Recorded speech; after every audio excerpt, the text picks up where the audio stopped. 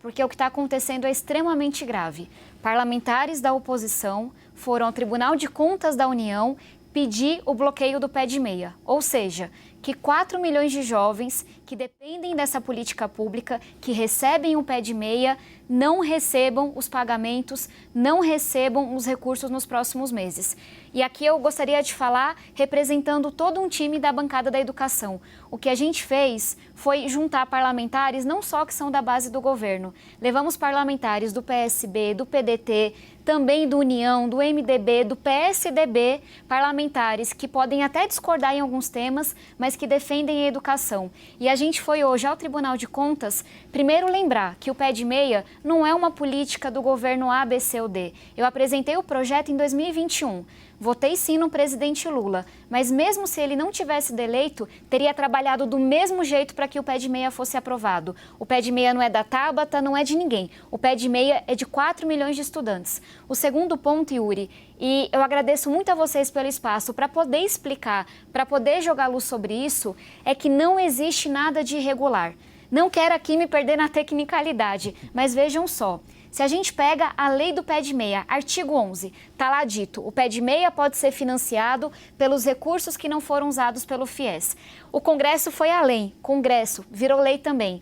E a gente aprovou a lei 14.995 de 24, dizendo o quê, Tabata? Alterando o fundo do FIES, que é o FGEDUC, dizendo, olha, pode ser usado para financiar o pé de meia também. E a gente foi além.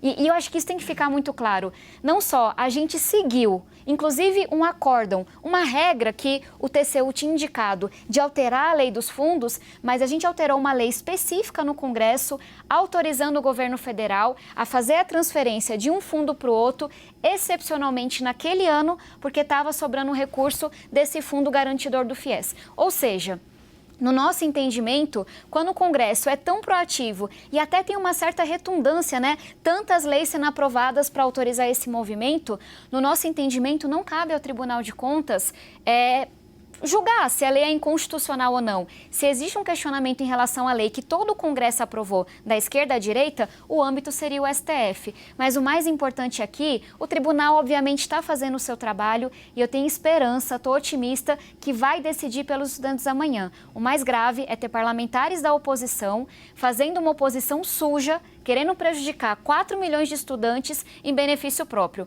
O próprio Nicolas Ferreira foi o primeiro. Quando começou a questão com o pé de meia, colocar pé de meia is the new Pix. O pé de meia é o novo Pix. Eu queria entender o que é que o Nicolas, o que é que esses parlamentares estão celebrando. O que eles vão dizer para os alunos que estão hoje com medo de perderem um pé de meia. É por isso que a bancada da educação da esquerda à direita está se posicionando e nesse momento eu estou otimista. Deputada, deixa eu trazer então o Pedro Venceslau para participar dessa entrevista, depois o Theo Cury se junta a nós também. Pedro. Boa tarde, deputada. Boa tarde. De alguma forma, o pé de meia ele é incompatível com o arcabouço fiscal, com esse atual momento que vive o Brasil na questão econômica? Está um pouquinho baixo, mas acho que entendi. Pedro, me parece que sua pergunta é sobre o arcabouço fiscal. Não, e eu vou lhe dizer o porquê. Primeiro, o que está posto ali, falando de forma mais simples, para todo mundo nos acompanhar, mesmo quem está na correria? O que o arcabouço diz e se a gente olha, mais importante ainda, porque é anterior, o que a lei de responsabilidade fiscal diz. Você não pode ter um programa que você está criando se você não diz como ele vai ser financiado. E é por isso que eu martelei tanto nesse aspecto de que a gente sempre deixou muito claro quais fundos financiariam o pé de meia. Eu vou além. Uma coisa que também está posta, e isso vem de um acórdão lá do TCU, da época do julgamento das contas da presidente Dilma Rousseff. É um acórdão de 2015. O que ele diz? Caso o governo opte por transferir um recurso que está sobrando de um fundo para um outro fundo sem passar para o Tesouro, o governo pode fazer, desde que ele consiga uma autorização do Congresso. E eu acho que esse é o X da questão. Nós, enquanto Congresso, parlamentares da esquerda à direita, nós aprovamos uma lei seguindo essa recomendação antiga do Tribunal de Contas dizendo, governo, dessa vez, pela importância do pé de meia, porque é um programa novo e porque está sobrando recurso no fundo garantidor do FIES, pode fazer a transferência direta, mas é só dessa vez. Tanto que o próprio ministro Haddad, ele já falou que a partir do ano que vem, no orçamento de 2026, o pé de meia vai estar lá, junto com todos os outros programas. Então, eu sei que é super técnico, né? É fundo para lá, é fundo para cá, mas de forma simples. O pé de meia estará no orçamento a partir do próximo ano.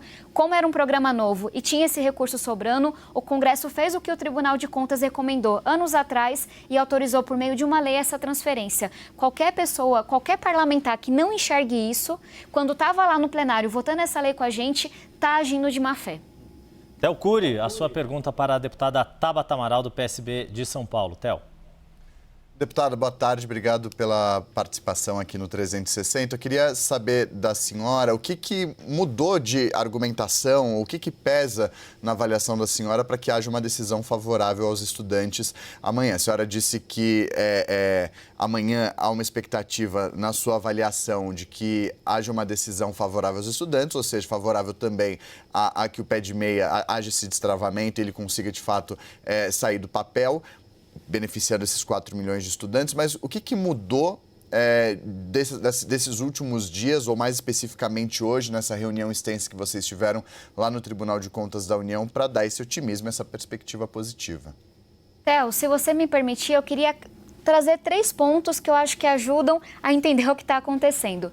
Eu acho que a primeira coisa, e a gente até comentava aqui nos bastidores, os parlamentares da oposição, infelizmente, estavam martelando esse assunto sem que houvesse uma manifestação contrária de outros parlamentares. E o que a gente fez hoje, junto com o time da bancada da educação, foi dizer, não é sobre governo e oposição, não é a Tabata contra o Nicolas, não é o Lula contra o Bolsonaro.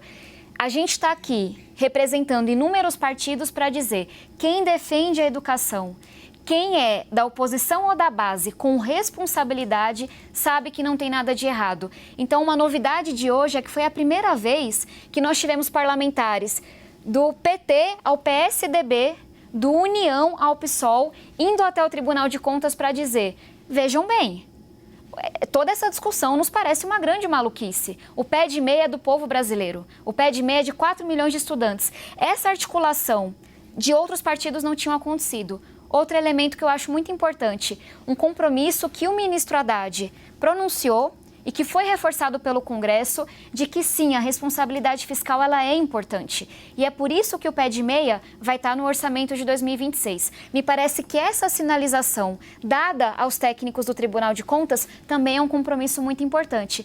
E aí eu colocaria um terceiro elemento, que é a gente chamar atenção para o que está acontecendo, que é a gente lembrar que, olha, eu entendo quando o Tribunal de Contas diz que tem que estar no orçamento, só que tem uma lei que foi aprovada pelo Congresso que não estava sendo levada em consideração.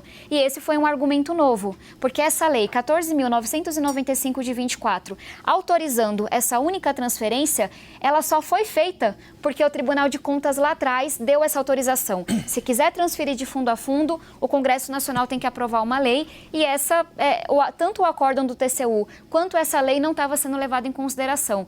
Então, passamos algumas horas hoje no Tribunal de Contas, nesse diálogo de gente que pensa diferente, mas que defende a educação brasileira, e foi uma reunião muito positiva. Deputada, o tempo está correndo aqui, está curto para nós e para a senhora também, então vou fazer aqui a última pergunta pedindo licença aqui aos meus colegas, porque também é uma curiosidade que ambos têm. O PSB está passando por mudanças, aproveitando para falar um pouquinho de política com a senhora. O prefeito do Recife, João Campos, deve assumir o partido. O partido está defendendo a manutenção de Geraldo Alckmin como candidato a vice-presidente em 2026, caso o Lula seja o candidato à reeleição. E sei que a senhora também vai ter uma atuação bastante importante de organização do partido, viajando o Brasil afora também nessa nova fase do PSB. Como é que a senhora vê o papel do partido no apoio à aliança com Lula, ou se o PSB poderia abrir mão desse espaço para agregar mais partidos na chapa presidencial, como, por exemplo, o MDB ou o PSD, e com isso poder reeditar ou fazer uma frente mais ampla para 2026? Yuri, me permita parafrasear Eduardo Campos, que em uma certa entrevista muito conhecida disse que antes da gente falar do ano que está ali um pouco mais na frente, vamos aqui falar do ano que está posto. Antes da gente falar de 2026, quem vai ser o candidato a vice, qual vai ser a configuração eleitoral, nós temos o desafio de vencer 2025. E conhecendo o meu partido, conhecendo o nosso presidente Carlos Siqueira, nosso vice-presidente Geraldo Alckmin, conhecendo o próprio João, as lideranças com quem convivo, o PSB tem um compromisso profundo com o Brasil e com fazer com que o Brasil dê certo. E para isso é importante que o governo federal tenha condições de aprovar pautas que são importantes. Então, eu que sou um pouquinho mais direta, me parece maluquice a gente falar de 2026 em fevereiro de 2025. E não é papo de político, não. É porque, no exato momento, tem gente oportunista querendo acabar com o pé de meia. Nesse exato momento, tem gente oportunista querendo acabar com a lei da ficha limpa. Não sei se as pessoas estão sabendo disso, mas tem um projeto que a cada dia ganha mais assinaturas porque a impunidade, infelizmente, interessa muita gente e estão tentando reduzir o período da lei da ficha limpa, que um político condenado não pode concorrer, de 8 para 2 anos. A gente vai ter um ano de muita luta. A gente tem um ano muito desafiador, com muita fake news, com muita gente fazendo oposição, não de um jeito honesto, de um jeito responsável, que eu já fiz, faz parte, mas com mentira, com fake news, com tapetão, tentando acabar com um programa importante para ver se assim prejudicam o governo federal, quando no final do dia vão prejudicar a população brasileira.